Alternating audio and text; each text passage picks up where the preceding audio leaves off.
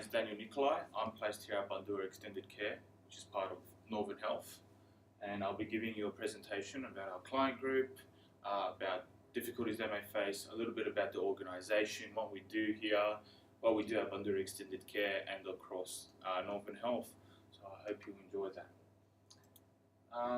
So Northern Health has 5 sites. So you've got the Northern Hospital, Beck, Bandura Extended Care Centre, which is where I am, Broadmeadows Health Services, over in Broadmeadows, which is a hospital, Panch Health, and Craigieburn Health Service. So Craigieburn Health Services are just outpatients. Broadmeadows Health Services do acute and subacute stuff and a lot of outpatient. The Northern Health, very similar but on a bigger scale than Broadmeadows. And then here at Beck, we're just subacute, so continuing care, rehab, and all of that. So, the Northern Hospital first opened in February 1998, with Northern Health being established in July 2000. The Northern Health emergency room is one of the busiest in Melbourne. This is due to the growth corridor out in the northern suburbs. It is expected to have 59% of population growth between the years of 2016 and 2031. So 59% population growth between 2016 and 2031. That is massive. So that's going to be a big challenge for Northern Health down the track in the future. So the emergency department treats over 85,000 patients a year. So that equates to over 232 people a day. That is ridiculously high, and often you get things such as code surge. I don't know if that's just at Northern Health or at other places, where the emergency department is so overwhelmed that other places, other campuses, other wards have to start emptying out their beds so emergency patients can be transferred there and try to get the emergency room cleared up, which has happened several times while I've been on placement. So the Northern Health delivers 3,580 babies yearly, which is 9 babies a day. That's a lot for the Northern Health, but in the broader scheme of things, I'll be explaining why. 9 babies a day, it's not enough. It's not enough with our aging population. We are below replacement rate, but I'll touch on to that a bit later. We need to have more babies, guys. That's what I've gotten from this. So from the annual report, Northern Health outlines their vision, strategic goals, mission, and values. So the vision is outstanding healthcare for their community, which is the northern suburbs. The strategic goals are putting the patient first, ensuring safety and quality of services, being passionate, and being financially sustainable. So making sure Northern Health is a public hospital, so making sure we are sustainable and the funding that comes in is enough to sustain us. Their mission is the commitment to well-being of people in the northern suburbs, and their values are being passionate, dedicated, collaborative, and forming partnerships with people. So that's just Northern Health in a nutshell. The client group. I'm going to be a bit more specific with the client group and talk about here at Bandura Extended Care at Beck, and then touching on the whole of Northern Health. So here at Beck, it's a geriatric evaluation management, also known as GEM. So 65 and older, you're considered GEM. So if any issues, you go to the Northern for acute issue, your hip's fractured, boom, it's fixed, but the mobility isn't there. You're not at pre-morbid levels, which is how you were functioning before the incident happened. So how do you get to pre-morbid? The Northern's too busy. People come in with serious problems and get out.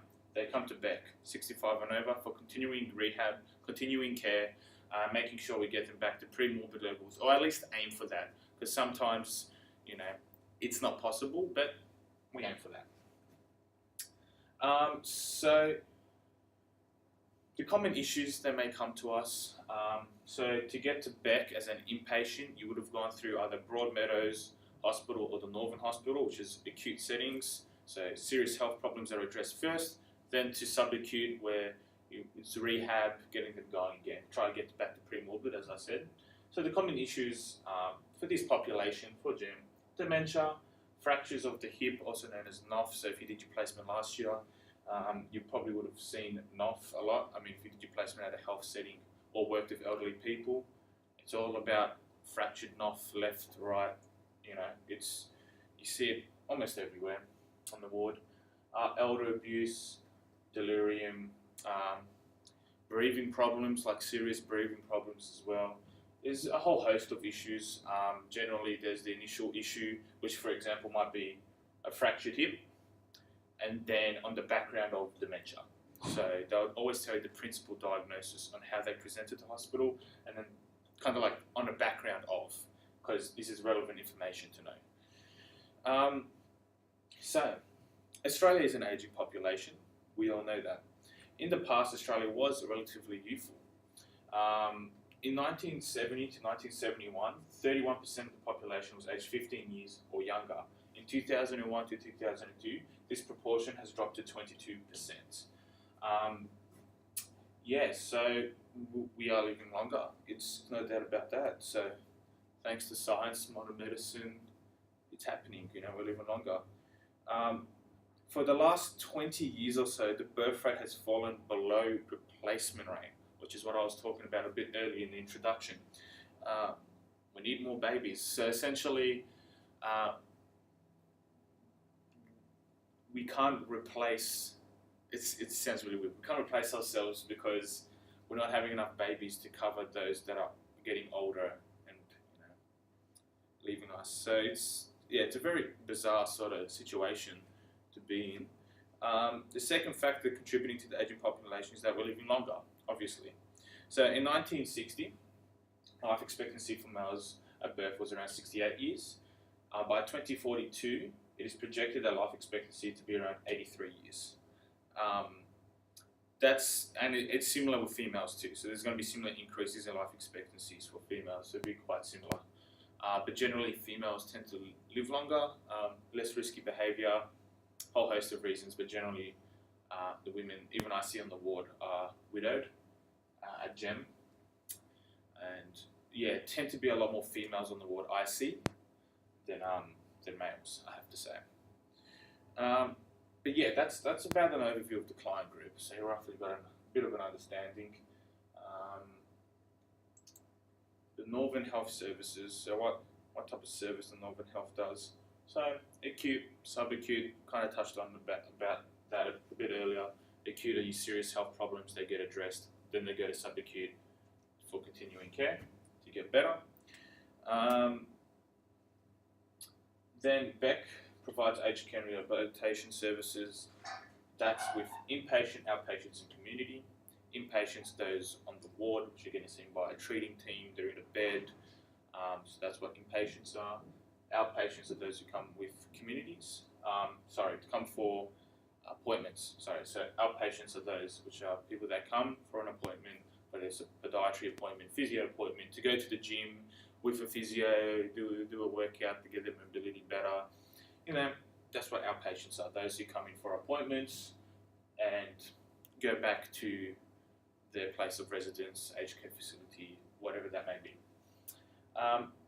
So there's also community outreach. There is a student social worker here, which is the year below us, which is in the community area of social work. So it's a lot of outreach sort of stuff, reaching out to the patients. See, look, I just said patients. It just comes to me naturally now. The medical model is so dominant. It's patient this, patient that.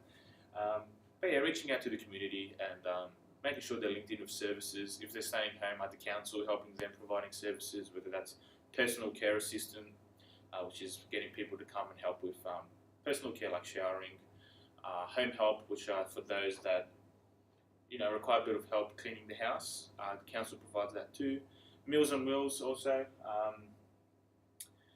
getting food delivered if they're unable to really cook. Mind you, if they're an inpatient, social workers such as myself that are on a ward would normally make these referrals.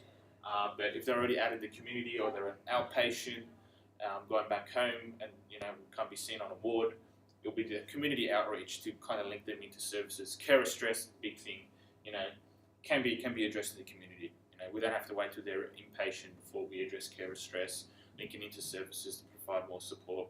But community is really important. It's really preventative sort of stuff you can do. If people who come here as outpatients are unknown to Northern Health, addressing it in the community before they become an inpatient. So they liaise with VCAT and hold VCAT hearings. So essentially, with VCAT, they're generally done because someone doesn't have the capacity to make decisions. This can come about from health problems. This can also come about generally from dementia. Is definitely for the gen population where they lose the ability to make decisions. So VCAT hearings will be held, social workers will provide reports, medical teams will provide reports, like assessments are done on their memory and ability to actually hold information. And there is a bunch of evidence to sustain, because taking away someone's autonomy is a big thing, and it's the most restrictive option, which is always the last option for Northern Health to go to VCAT. So yeah, it tends to be a last thing, but if it's for lifestyle decisions, a guardianship will be appointed by the Office of Public Advocate if they don't have next of kin or any other family member available, or if it's for financial matters, it would be state trustees, which will make financial decisions for them. But once again, last resort with VCAT. So issues at individuals and structural levels. So what have we got here? Individual levels, well, health problems. That's why they're here. They've got health problems, and generally most of them have a pretty exhaustive list of health problems. Some more serious than others. Generally, like health problems like breathing tend to be big. Dementia, falls. But then see, that kind of links in with age. When you get older, generally you get a bit more fragile, a bit more weaker. Your mobility will naturally go down a bit. But then once you start adding health problems, infections, UTIs, it compiles. So on their own, they're okay. But as soon as, like, a cold for me and you, not a big deal. But if an 85, 90-year-old gets a cold and the mobility is already bad, it will make it worse. So they're a lot more sensitive, I guess. So it's always important.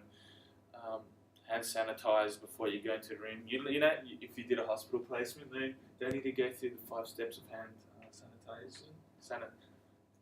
sanitization. Yeah. But yeah, age, health problems, they correlate. But yeah, and plus 65 and over. So to address the age, once you're 65 and over, I guess you have certain beliefs and certain values very solidified at that age. Some people can be very independent people. They become an inpatient all of a sudden, and it's like, no, I don't want to do that. I don't want to go to an aged care facility. I was doing fine for 80 plus years. I don't want to go there now. I had a lady, 99, that's still living at home at 99. That's a remarkable achievement. But generally when you get older, you're kind of fixated on how you've been living, and to put them in an aged care facility must show restraint. So cold communities, very diverse, the northern suburbs.